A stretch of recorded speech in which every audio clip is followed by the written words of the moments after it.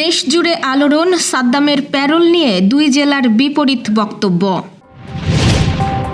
নির্বাচনী প্রচারণায় রাত ৮টার পর মাইক ব্যবহার আচরণবিধির স্পষ্ট লঙ্ঘন, জানালো ইসি। দোষারোপ নয়, দেশ গঠনে তরুণদের মতামত চাই বিএনপি।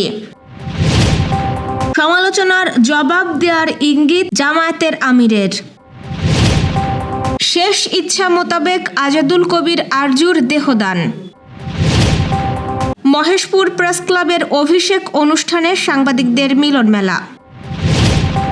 প্রথম সাফ নারী ফুটসালে অপরাজিত চ্যাম্পিয়ন বাংলাদেশ। দর্শক, শুনছিলেন দিনের খবরের প্রধান শিরোনাম, এবার বিস্তারিত।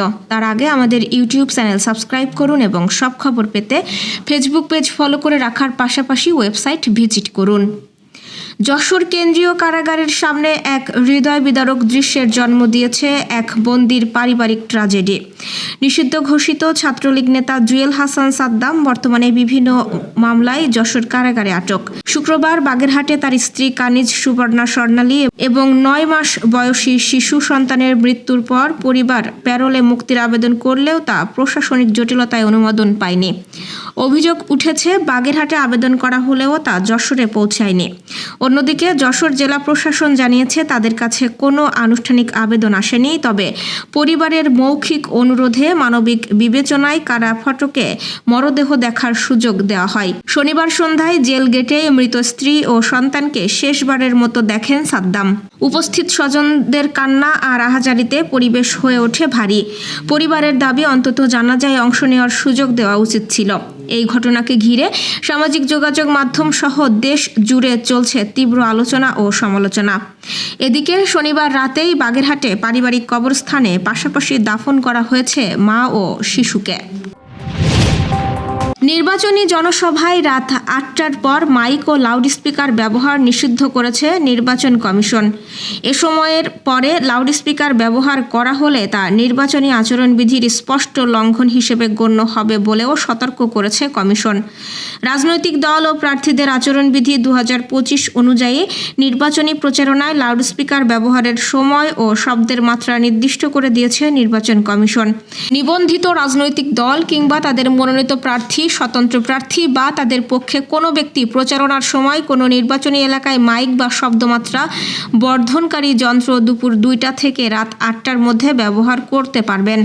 আচরণবিধি অনুযায়ী প্রতি সমাবেশে লাউডস্পিকার ব্যবহারের সর্বোচ্চ সংখ্যা ৩টি নির্ধারণ করা হয়েছে। তবে সাধারণ প্রচারণায় ব্যবহৃত মাইক্রোফোন বা লাউডস্পিকারের ক্ষেত্রে এই বিধান প্রযোজ্য হবে না। শব্দের মাত্রা সর্বোচ্চ ৬০ ডেসিবেলের মধ্যে সীমাবদ্ধ রাখতে হবে। ব্যবহার সময়সীমাও নির্ধারণ করা হয়েছে দুপুর ২টা থেকে রাত ৮টা পর্যন্ত।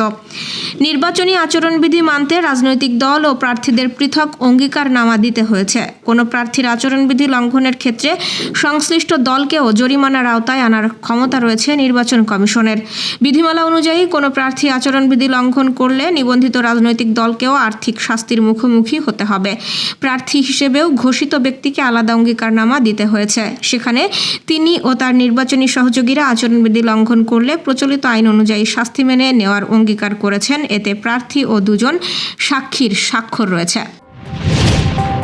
বিএনপির চেয়ারম্যান তারেক রহমান বলেছেন, দোষারোপের রাজনীতি থেকে বেরিয়ে দেশ গঠনে তরুণদের পরামর্শ নিতে চায় তার দল। আজ চট্টগ্রামে তরুণদের সঙ্গে এক পলিসি টকে অংশ নিয়ে তিনি একথা জানান। তিনি বলেন, ক্ষমতায় গেলে সারা দেশে ২০,০০০ কিলোমিটার খাল খননের পরিকল্পনা রয়েছে, যা জলাবদ্ধতা কমানো ও ভূগর্ভস্থ পানির মজুদ বাড়াতে সহায়ক হবে। শিক্ষার্থীদের জন্য স্টুডেন্ট লোন চালুর পরিকল্পনার কথাও জানান তিনি। তারেক রহমান আরও বলেন, ভবিষ্যতে বৈশ্বিক চাহিদা বিবেচনায় ভোকেশনাল শিক্ষার কারিকুলাম আধুনিকায়ন করা হবে এবং ভাষা প্রশিক্ষণের মাধ্যমে দক্ষ জনশক্তি বিদেশে কর্মসংস্থানের সুযোগ পাবে।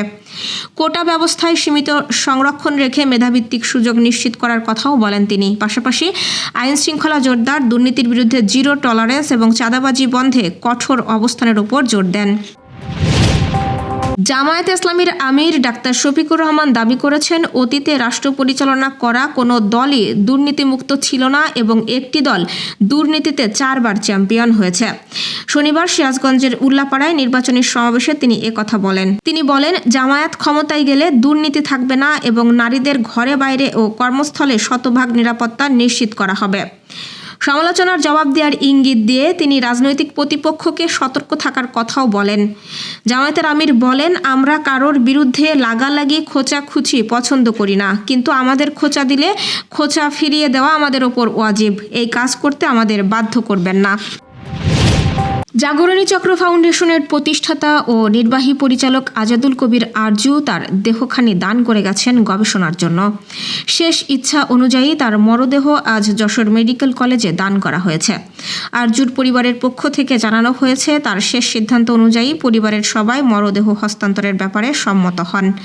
আজ জাগরণী চক্র ফাউন্ডেশন কার্যালয়ে তৃতীয় জানাজা শেষে তার দেহ দান করার প্রক্রিয়া সম্পন্ন করা হয় যশোর মেডিকেল কলেজে।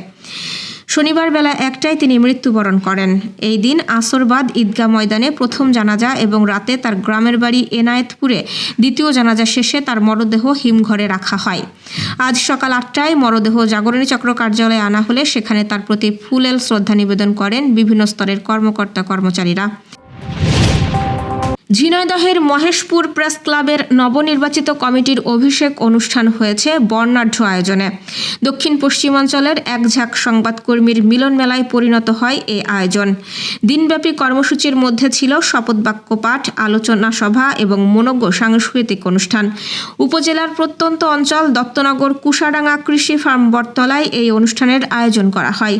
শনিবার দুপুরে কর্মসূচির শুরুতেই নবনির্বাচিত নির্বাহী কমিটির নেতৃবৃন্দকে শপথ বাক্য পাঠ করান গ্রামের কাগজের সম্পাদক মবিনুল ইসলাম মবিন। শপথ বাক্য পাঠ করানোর আগে থেকেই বিভিন্ন জেলা উপজেলা থেকে আমন্ত্রিত সাংবাদিকবৃন্দ অনুষ্ঠানস্থলে উপস্থিত হন। দ্বিতীয় পর্বে ঝিনাইদহ 3 আসনের জামায়াত সমর্থিত সংসদ সদস্য প্রার্থী শিক্ষাবিদ মতিয়ার রহমান অনুষ্ঠানস্থলে উপস্থিত হলে উৎসবের মাত্রা আরও বেড়ে যায়। অনুষ্ঠানে সভাপতিত্ব করেন মহেশপুর প্রেস ক্লাবের পুনর্নির্বাচিত সভাপতি আব্দুর রহমান। আরও বক্তব্য রাখেন গ্রামের কাগজের মফস্বল সাংবাদিক ফোরামের নেতৃবৃন্দ। সম্মেলনে মহেশপুর প্রেস ক্লাবের প্রতিষ্ঠাতা সাধারণ সম্পাদক শেখ জহুরুল আলমকে সম্মাননা প্রদান করা হয়। এছাড়াও খুলনা বিভাগের বিভিন্ন জেলা উপজেলা থেকে আগত সাংবাদিকদের শুভেচ্ছা উপহার প্রদান করে মহেশপুর প্রেস ক্লাব। বিকেলে সিনিয়র সাংবাদিক ধীরু বাউলের পরিবেশনায় মনোজ্ঞ সাংস্কৃতিক অনুষ্ঠানের মাধ্যমে শেষ হয় আয়োজন। প্রথমবারের মতো আয়োজিত সাফ নারী ফুটসালে চ্যাম্পিয়ন হয়েছে বাংলাদেশ। থাইল্যান্ডের ব্যাংককে ননথাবুরি হলে রোববার টুর্নামেন্টের শেষ ম্যাচে মালদ্বীপকে 14-2 গোলে বিধ্বস্ত করে ইতিহাস গড়েছে সাবিনা খাতুনের দল। লিগ পদ্ধতিতে অনুষ্ঠিত এই টুর্নামেন্টে দক্ষিণ এশিয়ার 7টি দেশ অংশ নেয়। 6 ম্যাচে 5 জয় ও 1 ড্রয়ে মোট 16 পয়েন্ট সংগ্রহ করে শীর্ষে থেকে শিরোপা নিশ্চিত করে বাংলাদেশ। দ্বিতীয় স্থানে থাকা ভুটানের পয়েন্ট 5 ম্যাচে 11। বাংলাদেশ টুর্নামেন্ট শুরু করে ভারতের বিপক্ষে 3-1 গোলের জয় দিয়ে। এরপর ভুটানের সঙ্গে 3-3 ড্র করে দল। পরবর্তী ম্যাচগুলোতে নেপালকে 3-0, শ্রীলঙ্কাকে 6-2 এবং পাকিস্তানকে 9-1 গোলে হারিয়ে শিরোপার পথে এগিয়ে যায় সাবিনা কৃষ্ণারা। শেষ ম্যাচে বিশাল ব্যবধানে জয়ের মাধ্যমে অপরাজিত চ্যাম্পিয়ন হয়ে সাফ উইমেন্স ফুটসালের প্রথম শিরোপা নিজেদের করে নেয় বাংলাদেশ নারী দল।